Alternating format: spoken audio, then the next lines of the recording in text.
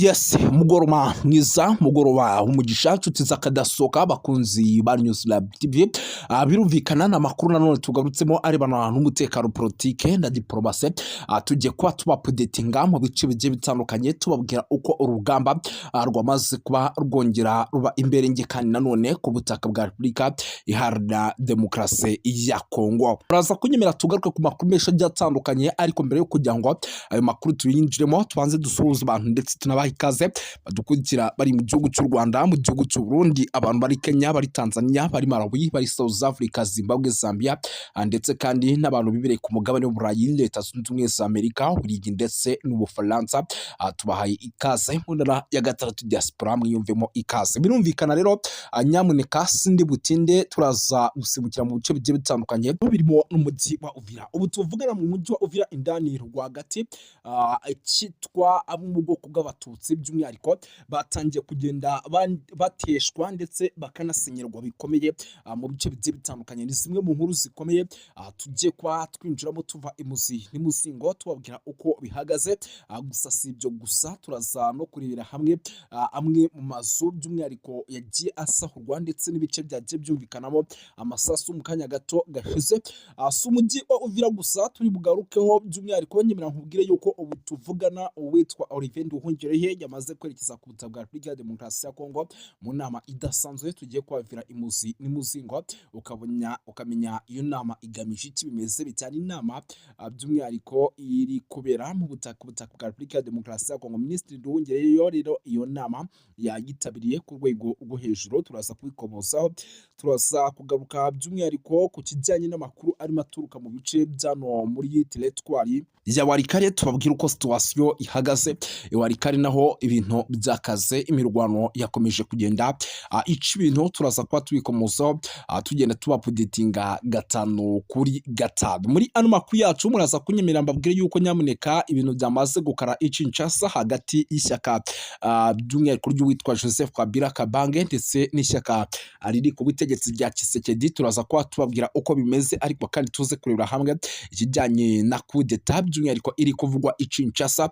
Coup d'etat ishobora kuza kuba yaba isaha ku isaha, ndetse bikanavugwa yuko iyi coup d'etat nyamuneka ishobora kuza gukorwa na bamwe mu bantu ba hafi y'ubwo witwa Tshisekedi, kuko hari amakuru amaze kujya hanze agaragaza ko yamaze kuba itutumba ku rwego rwo hejuru. Turaza kubyinjiramo, muraza kunyemera tugaruke gato nyamuneka ku makuru arimo aturuka by'umwihariko hariya Kinshasa menshi cyane, ariko kandi tuze kurebera hamwe bimwe mu biri kugenda bivugwa by'umwihariko biri guturuka hano mu bice byo mu ntara ya Kivu y'Amajyepfo biri kuberamo imirwano ibice bigiye bitandukanye. Hari amakuru nk'ubu mu kanya gato yari arimo aturuka hitwa Minembwe mu gice cya za Poezelo.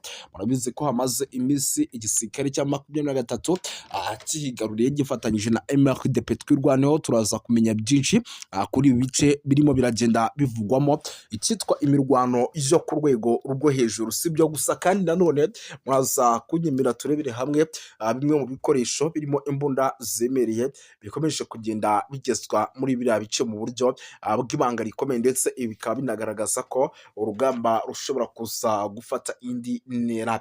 Ingabo z'u Rwanda muri Repubulika ya Demokarasi ya Kongo, ingabo za FARDC plutôt, zamaze kuba zongerwa nanone izindi ntwaro mu bice bigiye bitandukanye, ariko kandi izi ntwaro by'umwihariko zikaba ziri guhabwa FDLR.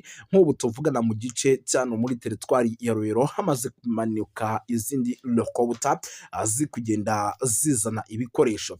Ntabwo ndi butinde, nyemera mbere yo kugira ngo twinjiye mu makuru mu buryo bwujuje ibyangombwa cyangwa se mu buryo burambuye, mpite mbanza nkucire muri no nkuru gato cyane. Inkuru itugezeho ni inkuru iri guturuka Kinshasa, tubanze turebe ese bihagaze bite Kinshasa. Tubanze turebe byinshi biri kugenda bituruka mu murwa mukuru w'igihugu cya Repubulika Iharanira Demokarasi ya Kongo, nubwo biri kugenda bigaragara yuko hashobora kuza guturikayo ikintu gikomeye cyane. Kuri uyu wa gatandatu ubwo ni ku munsi w'ejo ku itariki ya 17 Mutarama, Minisitiri w'Ububanyi n'Amahanga Olivier Nduhungirehe yitabiriye inama rero yo mu rwego rwo hejuru ishimangira ubufatanye mu gushimangira inzira iyobowe na Afurika ya Repubulika Iharanira Demokarasi ya Kongo mu karere k'ibiyaga bigari. Rero iyi nama by'umwihariko iyobowe n'uwitwa Esuzima, perezida wa Togo niwe uraza kuba uyiyoboye.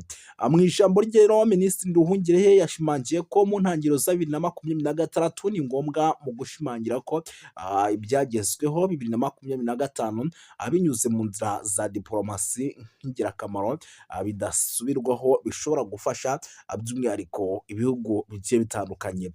Yongeyeho ko u Rwanda rwizeye ibiganiro byo kuri uyu wa gatandatu, ubwo ni ku munsi w'ejo, bizafasha gukomeza ubuhuza buyobowe na Afurika yunze ubumwe mu rwego rwo gushimangira ibimaze kugerwaho ni Washington ndetse na Iduha. Amakuru rero ntago iyi nkuru ngira ngo tuze kwinjiramo cyane, ariko ndagira ngo tuze kurebera hamwe bimwe mu biri kuvayo.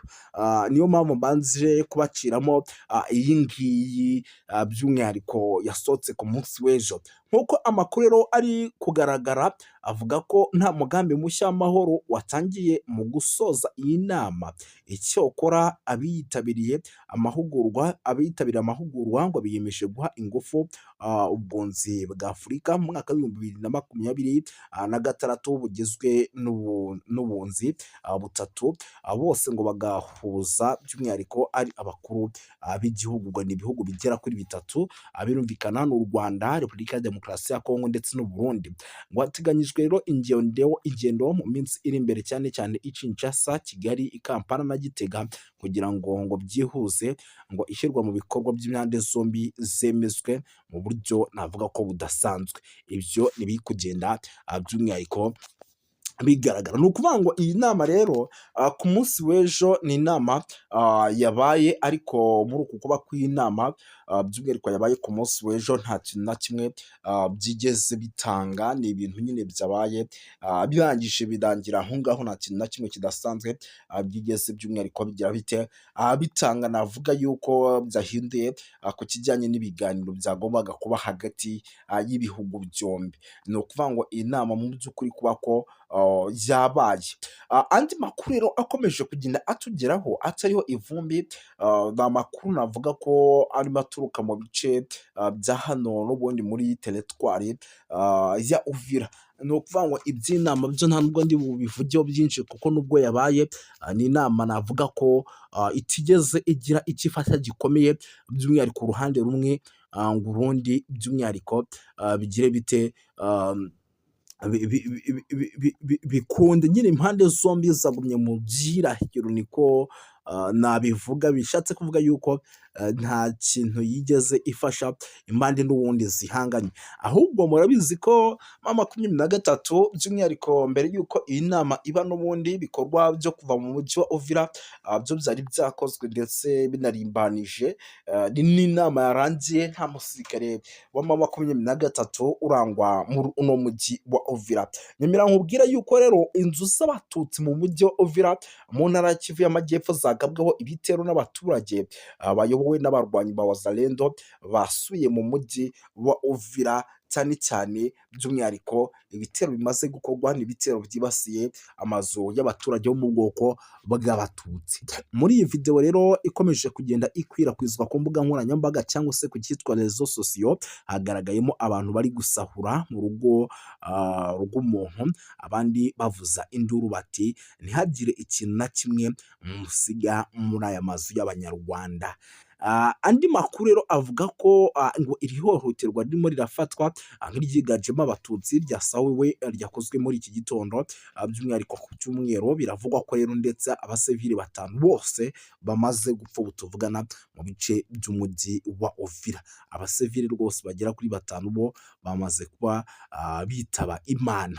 Ibi biravugwa yuko rero nyuma yuko inyeshyamba za Wazalendo zifatanya n'ingabo za Repubulika ya Demokarasi ya Kongo zisubiye mu mujyi wa Uvira mu ntara ya Kivu y'Amajyepfo, mu mujyi wagenzurwaga na AFC M23 kugeza ingabo zayo za nyuma zari ziri muri uyu mujyi zihavuye ku munsi w'ejo. Ibintu byakomeye. Amashusho yakwirakwiye kuri interinete yerekanye izi nyeshyamba za Wazalendo zongeye kwinjira muri Uvira zirasa mu kirere, abaturage bakwira imishwaro. Amakuru amwe akavuga ko ngo abanyamulenge benshi batangiye by'umwihariko no guhungira mu bice birimo AFC M23. Ishyirahamwe ry'amahoro Peace Association ry'abanyamulenge ryanasuye itangazo rivuga ko abanyamulenge bari mu kaga gakomeye cyane. Uvira rero iragana mu bihe byihutirwa by'ubutabazi nyuma yo kugenda ku gahato kwa AFC M23 mu gitutu cya Leta Zunze Ubumwe za Amerika. Abasivile b'abanyamulenge barimo barahigwa mu gihe imitwe yitwaje iya gisirikare y'Abazalendo yibasiwe ikicwa ikanasahura amazu y'abantu bise Abanyarwanda. Ijambo ryakoresheje kenshi mu kwibasira abatutsi b'abanyamulenge by'umwihariko no gusahura, bavuga ko barimo barasahura abo bita Abanyarwanda. Ibi rero byamaze kuba biteza ikibazo gikomeye cyane by'umwihariko mu bice bigiye bitandukanye by'umujyi wa Uvira. Nyamuneka ibintu birakomeye kuri rwa rwego by'umwihariko mutakwiyumvisha, ibintu bimeze nabi cyane. Ikindi kintu kirimo kiragaragara, nyamuneka Kinshasa murabizi ko bamaze iminsi bafunga abajenerali bagiye batandukanye by'umwihariko bakabata mu mvuto. Ibyo bikorwa bimaze iminsi bikorwa rwose hariya kwa Tshisekedi. Ubu tuvugana rero nyemera nkubwire yuko hari n'abandi batangiye kugenda batabwa muri yombi, ndetse ngo ibi bikaba bigaragaza yuko ngo Tshisekedi ngo ari kuri finali, isaha ku isaha n'ubundi ashobora kuba yaterwa kudeta. Tshisekedi ngo ari kuri finali, isaha ku isaha ashobora kuba yaterwa kudeta. Muri Repubulika ya Demokarasi ya Kongo rero umusirikare wa FARDC mukuru Generali Bolingo Mutani wungirije Generali Kibango uyobora akarere ka 21 ka gisirikare gafite icyicaro muri Kasai Oriental yafatiwe by'umwihariko Kinshasa, akekwaho kuba by'umwihariko rumwe mu bihishe inyuma kubashaka kuba bashyirika uwitwa Tshisekedi. Nk'uko rero amakuru ndetse n'ibitangazamakuru bikorera Kinshasa bibivuga, byatangaje ko by'umwihariko ngo ifatwa ry'umusirikare ryaje mu rwego rw'iperereza rikomeje by'umwihariko kubuza ubuhuha mu bice bigiye bitandukanye. Kinshasa murabizi yuko abarimo ba General Christian Kiwowe bafashwe, Songesha uyu akaba ari umwe mu basirikare bakomeye ndetse akaba yari yaranabaye nk'umukuru w'ingabo, umugaba mukuru w'ingabo za Repubulika ya Demokarasi ya Kongo. Uyu amaze gutabwa mu mbuto tuvugana yanimuriwe aho yari ari muri gereza ya Ndoro, ndetse hakaza n'abandi bagiye batandukanye bakomakomeye bose bamaze kugenda batabwa mu mbuto. Munyemere babwire yuko rero nyamuneka n'uyu yamaze kuba rwose ajyanwa akajya gufungwa. Aba bose bakaba bakurikiranyweho ibyaha byo gushaka kwihisha inyuma ndetse no gutera kudeta by'umwihariko igisirikare kiriho cyangwa se ubutegetsi buriho witwa Tshisekedi Chirombo. Ni ukuvuga ngo rero ibintu byakazwe. Ifatwa rye rije rero mu bihe bitoroshye Kasai Oriental, ndetse ifite ibibazo by'umutekano bya politiki bikomeje kuba byinshi. Umwanya rero wa Bolingo Mutani nk'umuyobozi wungirije w'akarere k'igisirikare ari gutera kwibaza ibibazo bikomeye bijyanye n'imikoranire ya FARDC ndetse by'umwihariko n'abandi basirikare bagiye bakomakomeye bari kugenda batabwa mu mbuto bafungwa. Kugeza ubu rero inzego za gisirikare n'ubutabera ntacyo ziratangaza kuri aya makuru zivuga, ariko iperereza ryo rikomeje gukorwa. Uyu rero asanzwe by'umwihariko n'abandi basirikare bakuru benshi nyamuneka bose bafunze, ubu nawe akaba yiyongereye ku mubare w'abakurikiranyweho ibyaha bigiye bitandukanye byo gushaka guhirika ubutegetsi bwa Tshisekedi. Ibi rero byateye ubwoba benshi nyamuneka. Ntago ibintu byoroshye, urugamba na n'ubu ruracyakomeje kugenda rwibazwaho, urugamba ruracyakomeje kugenda rufata indi ntera. Twirukanse cyane rero nyamuneka nyemera nkubwire yuko ihuriro rya Alliance Fleuve Congo ryongeye gutangaza ibintu bikomeye cyane, ryongeye gutangaza ibintu bikomeye cyane, by'umwihariko ku bijyanye n'ibiri kuvugwa by'umwihariko ku mujyi wa Uvira. Ihuriro rya AFC M23, nyemera gato mbanze ngaruke kuri ibi byabaye ku itariki ya 15 kugira ngo tuze kubihuza neza. Ku itariki ya 15 z'ukwa mbere 2026, AFC M23 yari yatangaje yuko ari ubwo itangiye igikorwa cyo gukora ingabo zayo mu mujyi wa kabiri munini mu ntara ya Kivu y'Amajyepfo, wari warafashwe rero mu ntangiriro z'ukwezi kwa 2025, nubwo z'umwaka wa 2025, nubwo icyo gihe ni mu mpera, nubwo icyo gihe kinini abarwanyi bose n'ibikoresho bya gisirikare byari byaramaze kuhavanwa. By'umwihariko ngo birumvikana muri bya bindi bavugaga ko bagomba kubavana mu mujyi wa Uvira barimo bamaze kuba bavayo. Ku wa gatandatu rero amakuru aturuka muri Uvira yemejwe ko ingabo za FARDC zambaye imyambaro ya gisirikare kandi zitwaje intwaro zitandukanye zirimo ziragerageza kwinjira mu bice by'umujyi wa Uvira zivuye mu mujyi igiye itandukanye yo mu nkengero hano hafi.